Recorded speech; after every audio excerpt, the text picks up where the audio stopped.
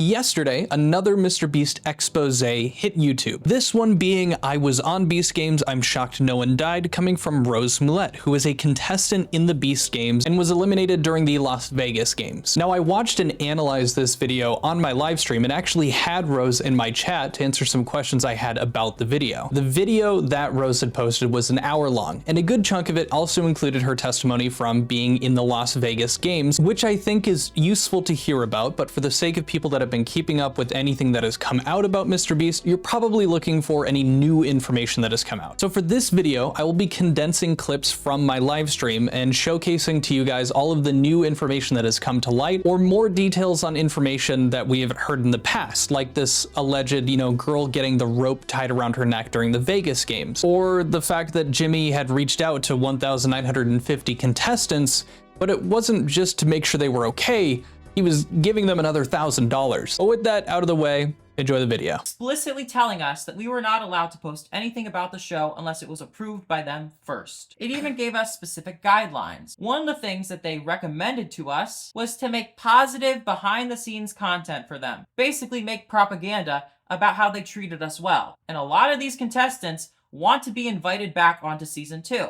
When they got eliminated, Jimmy would say to them, hey, we might bring you back for a second season. They did that with me. So a lot of them want to be on his good graces, which is why they're willing to play along. I'm going to show some of the reactions that I have initially, but I also have been mulling this over. And I just want to say for this part specifically, I think a really good point that gets made is the way that they incentivize making sure that you don't talk badly is to kind of, bait you with hey, you need to come back next year.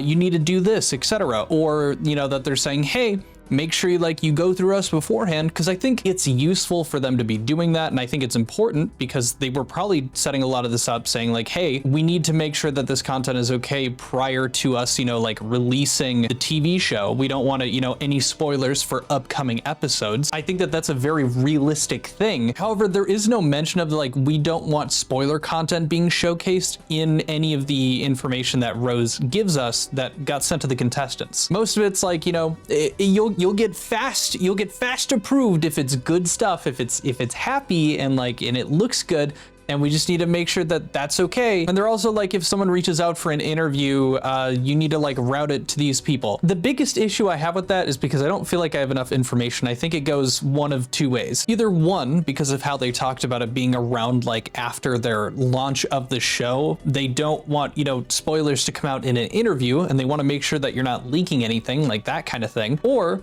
they want to make sure that they're routing, the appropriate interviewers to the people that are getting interviewed, because they don't actually want a hardball interview. I'm only bringing this up because Rose makes an excellent point later in her expose talking about the fact that they only sent approved contestants over to be interviewed by Oompa. But you will see that later in the video. I did also just want to point out they did even include, remember, if you post unapproved content or something inappropriate, we may need to ask you to remove or update it, and we'd rather not do that. That could just be nasty or something like that. Again, I feel like I'm just trying to show both sides of this, but I think there is a heavy implication, especially in light of, the recent things that they had been dealing with, that it was important to them to, at least try to put some sort of filter up, or try to say, hey, don't post bad things, please. And also, hey, if you want to be around for season 2, you probably don't want to talk bad about us. And remember that if you post unapproved content, you could potentially owe them $500,000. Contestants who break the agreement before the last episode airs must pay the producer and network $500,000 for each breach.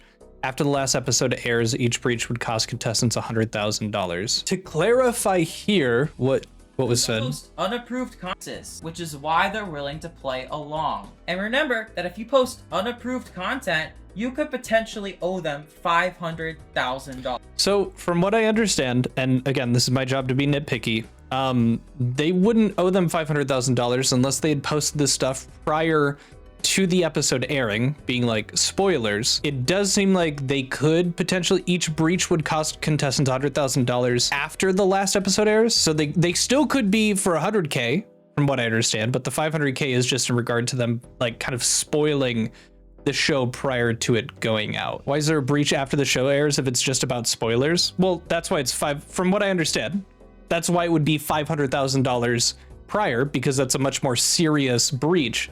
But following that, I mean, I haven't like worked on an actual TV show behind the scenes or anything like reality wise. So I don't understand what is like a trade secret or like a company secret, as companies can make sure that you don't speak about that in terms of like competition and whatnot. I don't know how that works entertainment wise between like shows and competition shows. That could be like, it could also just be that they're asking people to keep their mouth shut and they're threatening. This is how I'm reading it, and I'm trying to be objective about it. And that's the first thing that comes to mind. I'm so glad to meet somebody else. Truth is, I'm not really ready to speak in fears of litigation.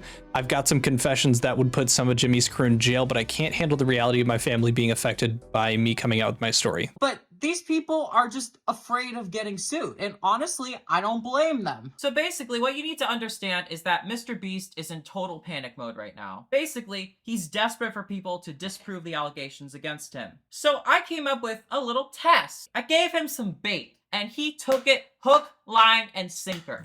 Let me explain. In one of the group chats I'm in, I suggested that we create a document. Someone should make a Google Doc with numbers and social media handles. Would be nice to have Vegas people too. Nicholas Diorio reveals that he got a text message from MrBeast himself. I got this from the deep state. I got this from Jimmy. And you'll never guess what he texted him. Full disclaimer, Jimmy texted me. Dude, Jimmy sent me the Rose Malay files. What is this referencing? I was honestly confused at what this was like. What this was bait for. That he will send info to drama channels? Oh, okay, gotcha. I see what you mean. Okay, so just proof of concept that he was sending info and screenshots of what you guys were doing to drama channels. That's not great.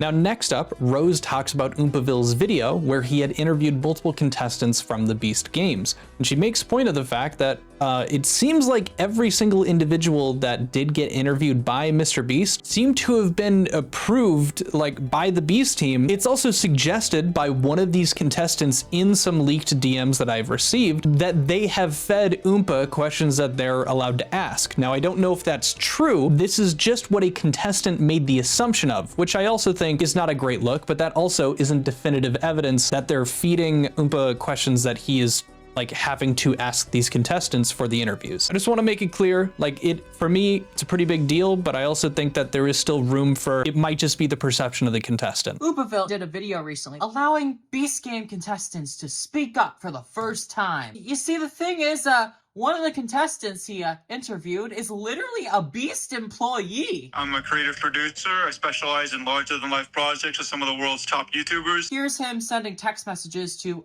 Hey, just FYI, whatever chat has some kind of hashtag Be Strong thing going on, allegedly, because I'm not sure what you guys are doing on your own, but if that's real, someone apparently downloaded and leaked that chat to Rosanna.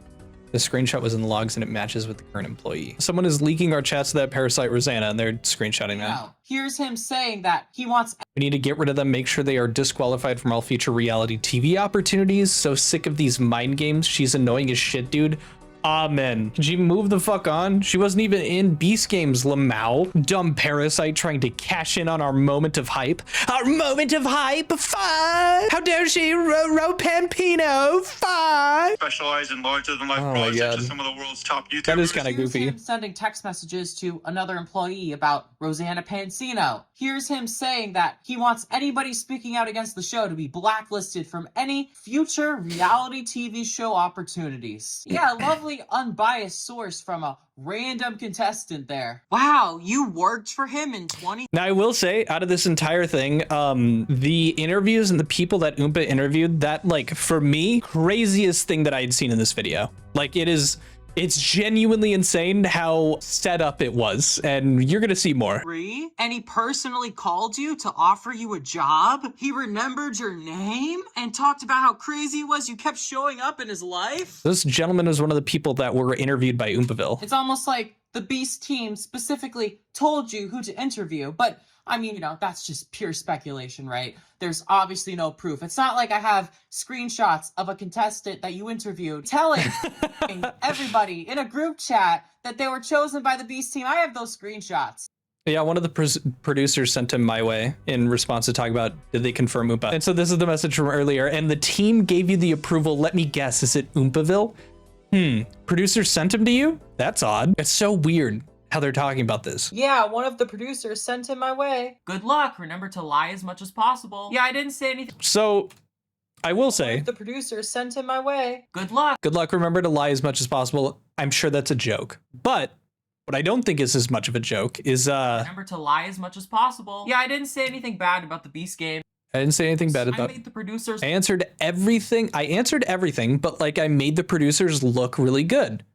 Okay, you know, that's fair. I honestly, like, I could talk to people and be like, yeah, I tried to make people look really good, but I wouldn't have followed up with this. Look really good, but like I had to bullshit a little bit. But like I had to BS a little bit. If you could, Rose, if you have the screenshots of this, my biggest thing is that I would like to see this uncut. I want to see the order of these messages, because if it is just set up like this, where they're just admitting to the fact that they were stretching the truth or bullshitting about their experience, that's insane. And I don't want this to be, you know, taken from, or I don't want this to be ruined by this potentially being spliced in a way that makes them look worse than it really is. And I just want to keep that like transparency. So if I could see that, I would appreciate it. And then if we could get like a censored version of it uncut together, that would be amazing. By the way, I sent him these screenshots, and the dude is still in the video! This is the same guy from all the screenshots I just showed. And when you look at everybody else in this video, you can tell that the Beast team chose these contestants. This Beth lady, she was in previous MrBeast videos before Beast Games. Mia won $1.8 million. Maybe the person who won an island is just maybe a little biased towards the show, you know? And then we have Jimmy, who he's 42, a very prominent previous MrBeast contestant. Now there is a large chunk that I'm cutting out that is referencing the fact that in one of the early games, in like the first episode, the rules flashed on screen and some people actually got to see what the rules are. So the game was like expected to last 10 minutes, but it only lasted 12 seconds. This information has been out before. If you're interested in seeing it, I'll put a link down in the description for her video. Or if you want to see me, you know, reacting to that, become a member on the channel for 99 cents. You can see the full VOD through that. But moving on to the next kind of main point that I wanted to discuss, Rose brings up when the 4 team captains refused the $1 million in that like early, I think it was like the 2nd or 3rd episode. She goes into detail explaining how it was kind of ridiculous that they made it seem like, you know, how could these people not take the $1 million like any of the 4 captains, because it was a very big moment. And she goes in detail showing that each of these individuals absolutely did not need the money. There was a challenge in Beast Games where 4 teams had to pick captains who they thought would decline a large amount of money. Pick a captain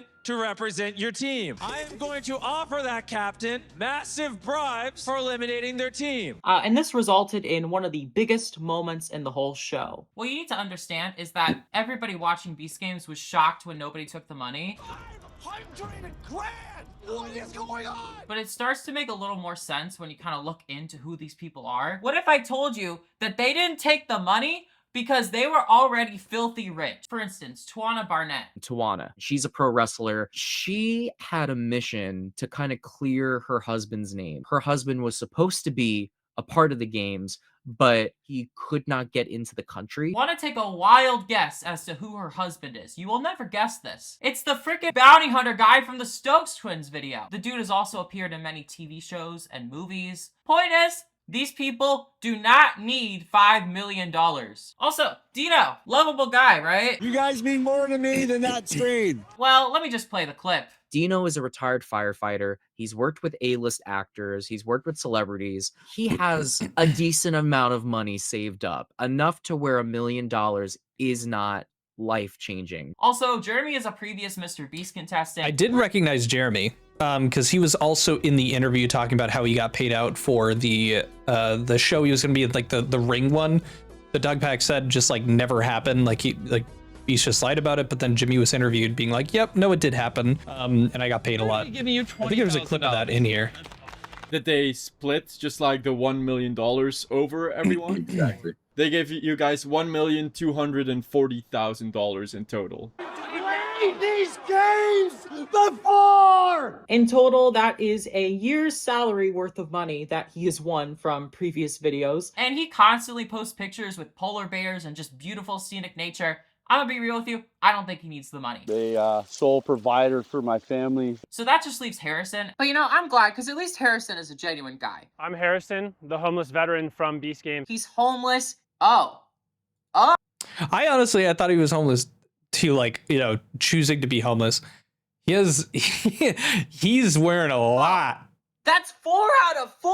Sorry, you don't get to claim to be homeless when your car that you live in costs 6 figures and you constantly brag about how cool it is. I finally bought my dream house on wheels. I'm preparing myself right now to drive to Argentina And he talked about this Argentina thing on the show as well. over the next 2 years, and I'm looking forward to the adventure that holds, and I just want to tell the best life story possible. Now, I will say that there are some interesting points that are brought up, like the fact that the guy who's saying he was homeless, which I guess is technically true, still was absolutely loaded to the brim. I think that that's good information to have because it kind of lowers the stakes for sure. But from my understanding, I don't know how this is super useful in like providing any sort of like exposure to something that's bad that's going on. It's like, yes, it was an easier decision for these people to make, and it's a lot less about the morality of it since they didn't really need the money nearly as much as maybe they made it seem, especially when it comes to the guy that was saying that he was homeless. But outside of that, I didn't find much more use out of it other than they're just stretching the truth to make a very gut-wrenching or, you know,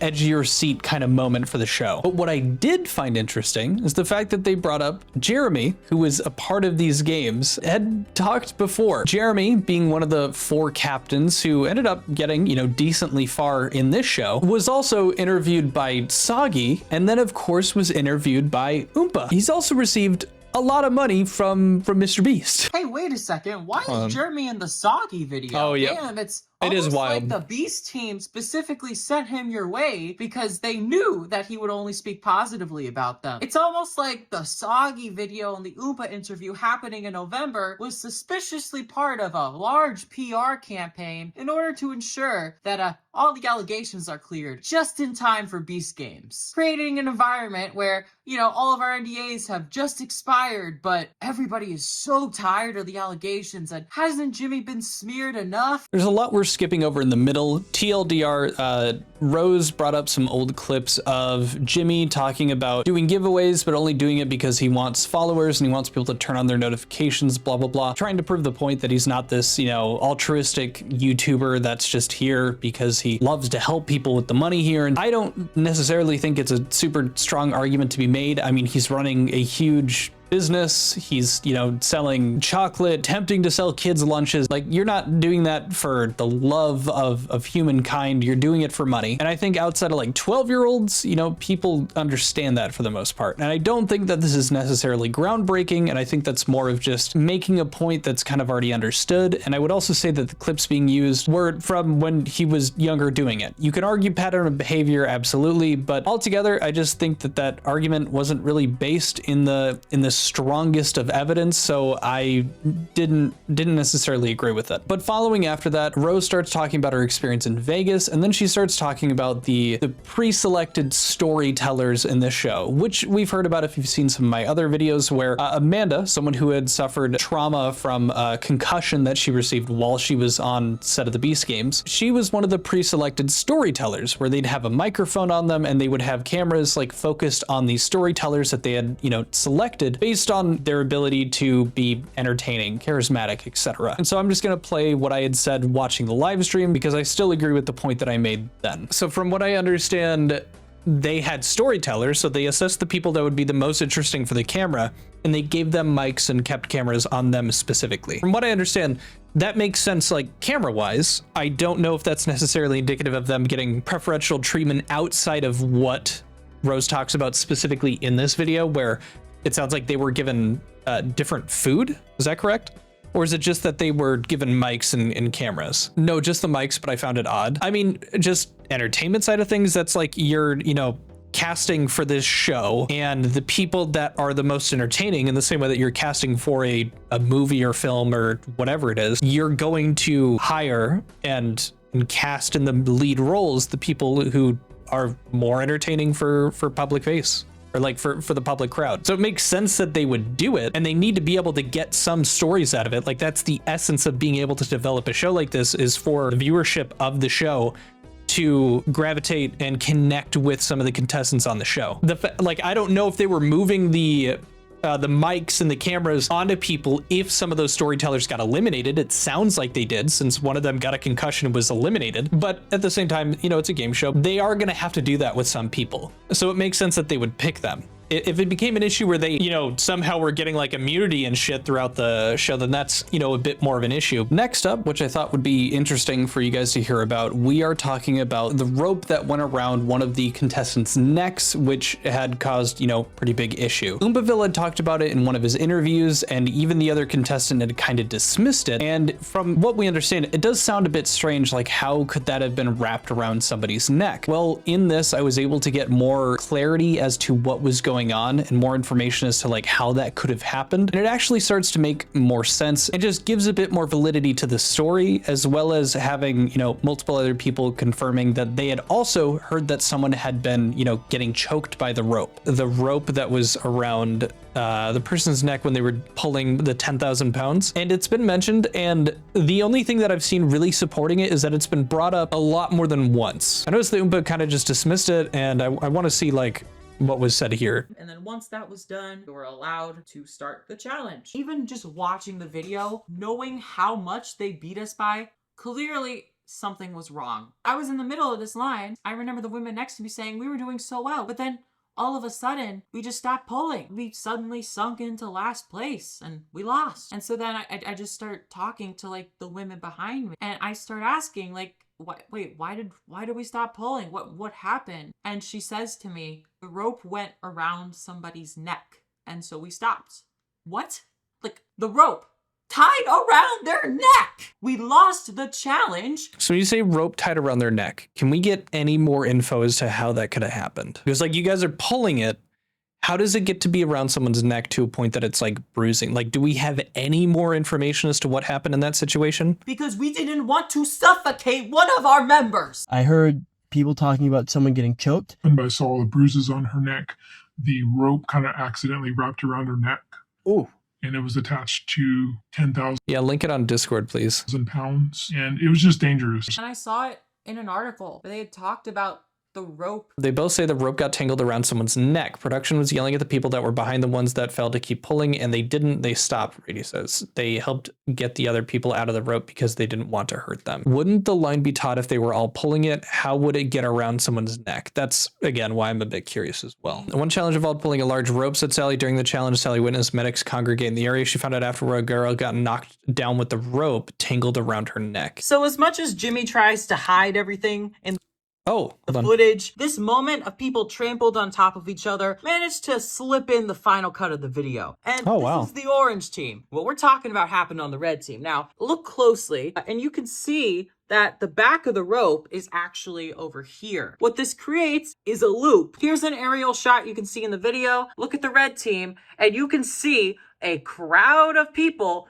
right at this choke point. So at the very back here, a girl fell, and the rope was already looped around. So it doesn't take a oh shit. Okay. No, Glitch, I think you were right. It was already wrapped around their, like, around them when they were trying to pull. She fell down, and that loop that was made around her body tightened because it wasn't around her body anymore. It went up, and it was able to get past her shoulders, and that's when it kind of tightened in. That's horrifying. Yeah. I mean, that makes a bit more sense. Oh, hold on. This is the link you sent me. Someone said I was a contestant on the red team for the rope pull challenge.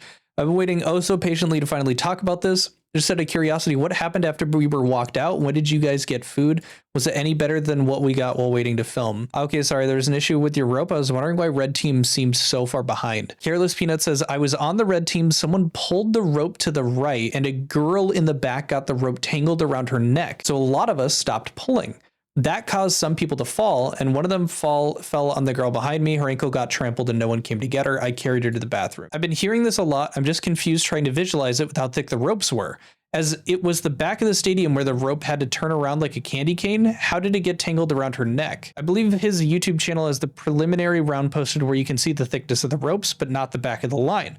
Basically, there were a few people at the back of the line that thought it would be a good idea to bring the rope around the side. That was a terrible idea, by the way. The girl who got her neck tangled in the rope was located in the nook between the people who were pulling the rope straight back and the people who were curving the rope to the side. Her body was angled towards the rope. I think it started to wrap around her and she panicked, which made the other people around her drop the rope.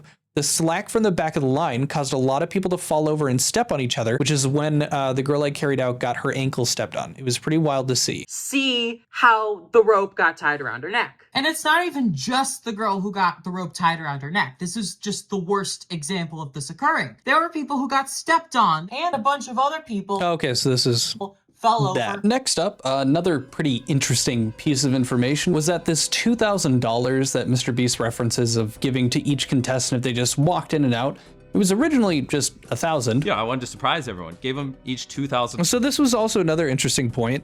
They originally were only given $1,000, which, I mean, again, it's like what, $2 million in his mathematics. Do you guys remember hearing the argument or hearing the point that he made about that he contacted 1,950 of the contestants to make sure about the broken bones and stuff? From what Rose is saying, that phone call was not to make sure everyone was okay. Like maybe that was included in it, but the main reason that they were calling them was to provide them the other $1,000 that was not initially offered. They were only given $1,000 to start. That second call to check in, make sure they were okay, was to say, hey, you know, there was trouble. Here's another $1,000. $4 million, which it's a lot of money. I could have gone and just bought a mansion instead of doing that. Guys, I can't believe it. MrBeast is so nice. He surprised us all by actually paying us because he's such a generous man. I'm not saying this to make myself look good, but I've just always been a really nice guy. I just have. All right, so also that's just like one of the cringiest things I've ever heard him say. Like, guys, like I'm not bragging or anything, but I'm a pretty cool dude. Here's the truth. Everyone in Vegas received $1,000. It wasn't until much later when the allegations started spreading online that the producers decided to hit us up and give us an additional $1,000 because of all the stuff that we went through. If the $2,000 was always part of the plan, he would have told us that in Vegas and he would have had it on camera, but he didn't. After like that claim came out, like we literally called 1,950 contestants. Yes, and we were told that we got the additional $1,000 on that phone call. You wait until everything's over and then you're like, sorry for the trouble, guys. Here's $1,000. Come the fuck on, bro. We gave everyone who showed up. I just think it's really funny. It's like, hey, here's $1,000. Are you mad at us? That's interesting. I think it would have been pertinent for the viewership for that interview that he might have brought up the fact that, you know, he was also giving them $1,000 in the same call that he was checking in to make sure they were okay and didn't have any issues with them. It's like truly like an Italian mafia type of, hey, did you see anything? Here's $1,000. Did you see anything though? No, I didn't. I saw $1,000. Oh, no. Hornet.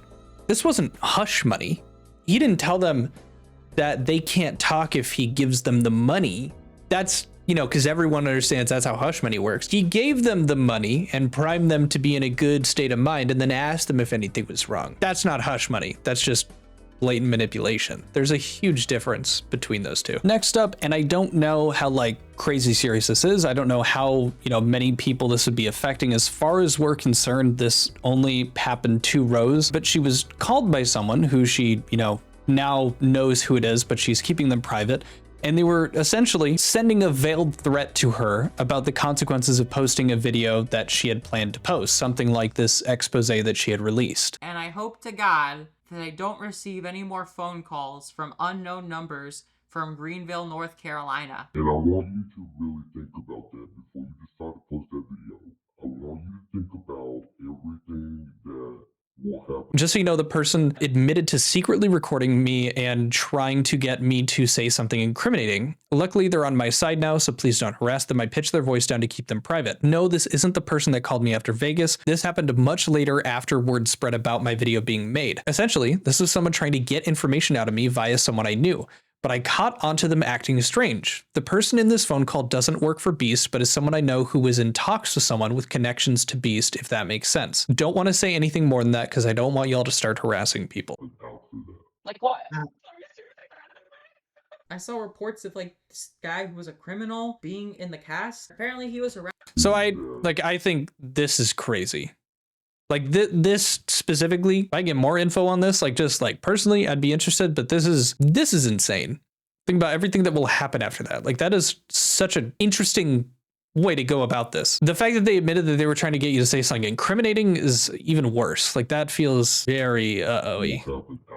Okay, so there is a big part of a ramble that I cut out where I'm basically talking about that I was not a super big fan of one of the big points that Rose had made at the end of her video, which was essentially bringing up a bunch of old videos of, you know, Jimmy talking on podcasts and stuff when it was the golden age of edgy humor and he was saying some crazy stuff, using the F slur, etc. I made this point when I first covered the Ava Chris Tyson stuff and some of this podcast, like some of these podcast moments of Jimmy had come out. It is edgy humor. Again, he was doing it amongst adults. He wasn't directing it at children, like he wasn't saying this stuff around children. At the end of the day, if it is something that bothers you, like, the information is out there. I just don't think for the sake of looking at evidence and talking about this company and trying to make a point to, you know, expose, you know, poor working conditions, everything else that was outlined in the video, that going for a moral high ground type of argument really was useful. But again, if you want to see the entire thing and her argument that she made, I will leave the video in the description. But as we close out her video, she gives us one other big juicy piece of information, which is that the Beast games and how they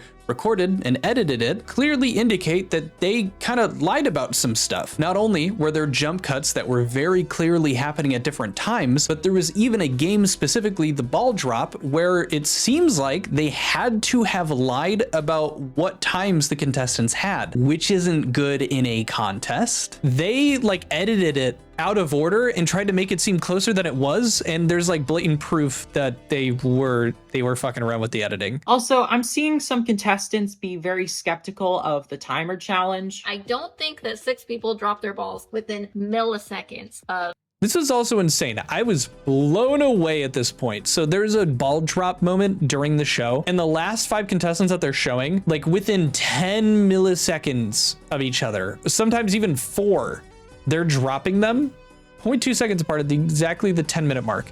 We don't see that moment in the episode, which was interesting. Why didn't they show that? Because it didn't fucking happen.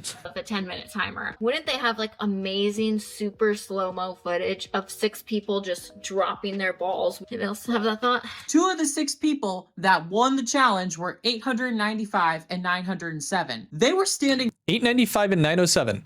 0.10 milliseconds apart. This should be important, right? next to each other. As always, we've analyzed every ball drop in this game down to the There was 895 dropping theirs. 907 hasn't dropped theirs. millisecond. So in this shot, we can clearly see 895 drops the ball and 907 does not. You can see the guy 907 drops. 885 does not have a ball in their hand. They're sitting hunched over. They did not drop it like a 1/10 of a second between each other. next to her, who supposedly dropped his ball within a 1/10 of a second of her, did not do so. Yet the show is saying that they dropped it. It literally did not happen. I feel like a moron for not noticing that. If you are not going to edit a sequence chronologically, it is a good idea not to place a giant fucking clock 16:27 in the middle of your set. In this sequence, we see the clock going from 16 minutes magically back to 29 minutes. Also, that's insane. 28 minutes. Yeah. How the show just acts like the people who... So yeah, I mean, twice they had screwed it up there. In conclusion, I think that for the most part, there was a lot of good pieces of information that were kind of brought to light through this video that Rose had done. So I do appreciate having that information and getting to share it with you guys to see what we can make of that. I think there was a good chunk of this that I wasn't really able to do much with, as it was a bit of a rehashing of stuff that we already are, you know, pretty aware of. But I'm curious to hear what you guys think, if you guys have seen the whole video or what you thought of the pieces that I covered in this. And I'll see you guys in the comments. Join the Discord or something. I'll see you later. Adios. Peace. Bye.